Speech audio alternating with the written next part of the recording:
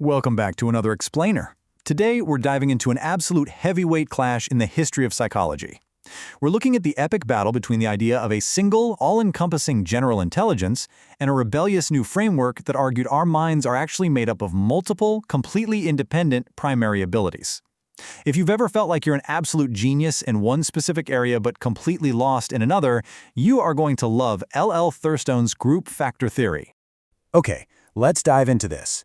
On the agenda for today, we'll start with Spearman's general intelligence factor, see exactly why Thurston completely rejected it, and then break down his famous 7 primary mental abilities, covering language and math, spatial and perceptual, and finally, reasoning and memory. So, kicking things off with Spearman's general intelligence factor, what you might call the monolithic mind. Back in 1904, British psychologist Charles Spearman noticed something interesting. Kids who did well in one school subject pretty much did well in all of them. He chalked this up to a single, overarching, general mental ability he called the G factor. And honestly, this idea totally dominated the field for decades.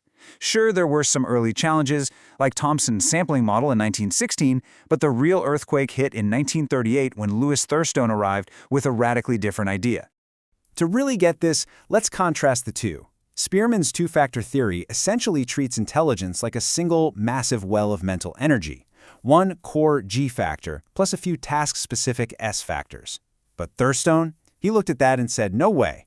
His primary mental abilities, or PMA, theory views intelligence as a pluralistic collection. We're talking 7 distinct, broad factors with absolutely no unified G pulling the strings.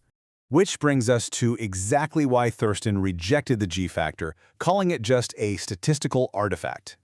So, the crucial point is this.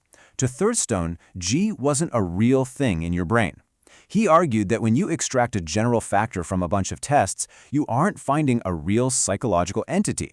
You're literally just finding a meaningless mathematical average of whatever random abilities happen to be in that specific test battery. Instead, his group factor theory, also called the theory of primary mental abilities, says there is no overarching general intelligence. Our mental abilities live in distinct, independent root factors. Together, they form a group factor, sure, but they operate completely on their own terms. And Thurston didn't just sit around theorizing. He actually built a tool to prove it. To measure these independent roots of intelligence, he created a dedicated test battery called the Primary Mental Ability Test, or PMA. He hypothesized 7 distinct types of mental abilities, and he designed this exact test to measure them independently. All right, let's get to the good stuff. The deep dive into those 7 primary mental abilities. Starting off with our first cluster, language and math abilities, or words and numbers. Thurston brilliantly split language into 2 totally distinct factors. On one hand, you've got word fluency. This is pure speed. How fast can you produce words? Think about unscrambling an anagram or dominating at Scrabble. That is word fluency in action. But on the other hand, we have verbal comprehension. This isn't about speed at all. It's about depth. It's your ability to actually understand written and spoken words, to grasp really deep concepts, and use a broad vocabulary. It's totally possible to be incredibly fluent but have low comprehension, or the other way around. Then we have the third factor, numerical ability. In Thurstone's framework, this is your core capacity to solve math problems. But here's the kicker. It's not just about eventually grinding out the right answer. It requires high precision and mathematical accuracy, heavily combined with sheer speed of calculation. It's basically the raw, unadulterated horsepower of your brain's math engine. Moving on to how we see the world, spatial and perceptual abilities. Now, we need to draw a really clear line between 2 different visual skills here. Spatial ability is your capacity to visualize the shape, size, and orientation of objects. If you can close your eyes and effortlessly rotate a 3D shape in your mind, your spatial ability is doing the heavy lifting. Perceptual speed, though, is totally different. That's about quickly and accurately spotting specific visual details in a messy environment. If you can open a Where's Waldo book and spot him in 3 seconds flat, your perceptual speed is absolutely off the charts. And that brings us to our final 2 abilities, reasoning and memory, the domains of logic and recall. These 2 often work together, but Thurston proved they are entirely separate roots of intelligence.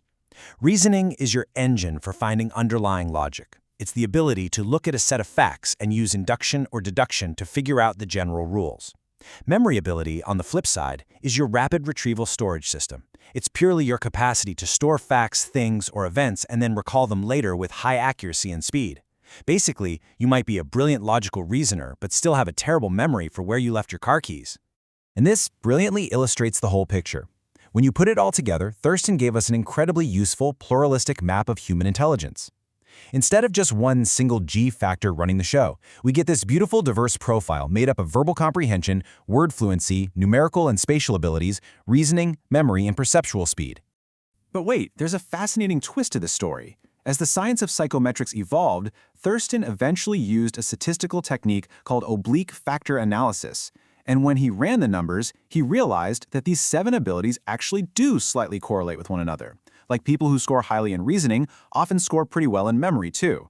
This was a massive realization because it essentially merged his pluralistic ideas with Spearman's overarching framework, and that directly paved the way for the modern Cattell-Horn-Carroll or CHC theory of intelligence, which is exactly what we use today.